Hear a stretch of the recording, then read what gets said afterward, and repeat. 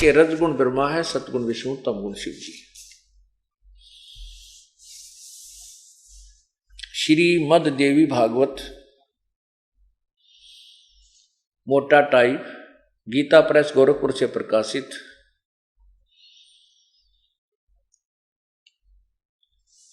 और इसके संवादक, इसके अनुवाद करता है हनुमान प्रसाद, संपादक है हनुमान प्रसाद पोदार, चिमन लाल गोस्वामी।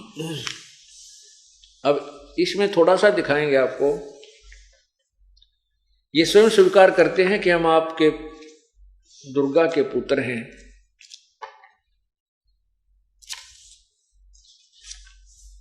और ये नासवान है, अविनाशी नहीं है। ये देखिएगा,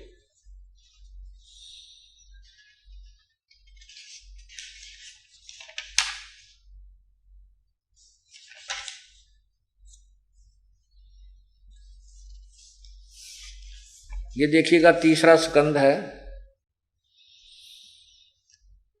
तीसरा स्कंद। और यहां भगवान विष्णु कह रहे हैं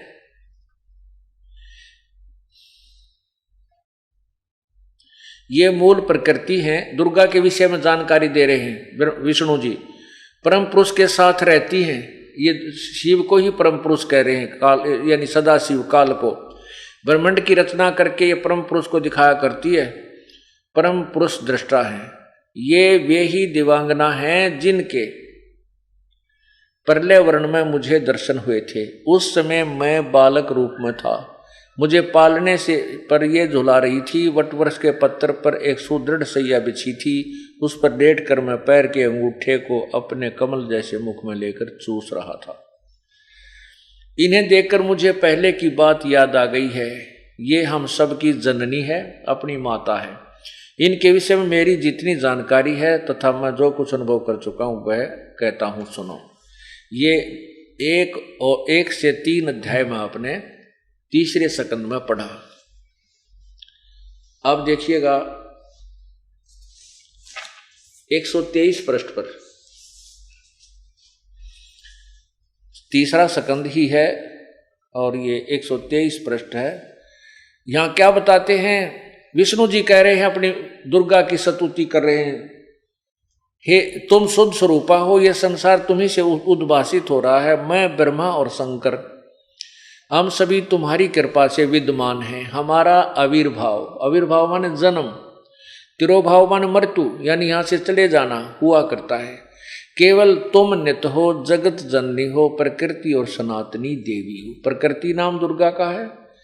ब्रह्मा विष्णु स्वीकार कर रहे हैं कि हम तो नित्य नहीं है, हमारे जन्म मृत्यु होती है। केवल तुम ही अविनाशी हो। नित्य माने अविनाशी। ये देखो, भगवान शंकर बोले, देवी यदि महाभाग विष्णु तुम्ही से प्रकट हुए हैं तो उनके बाद उत्पन्न होने वाले ब्रह्मा भी तुम्हारे बालक हुए। विष्णु भी तुम्हारे से जन्म हुआ है तो ब्रह्मा भी आपके पुत्र हुए। और मैं तमोगुणी लीला करने वाला, तमोगुणी लीला करने वाला शंकर क्या तुम्हारी संतान नहीं हुआ? अर्थात मुझे भी उत्पन्न करने वाली तुम ही हो। सत साहिब।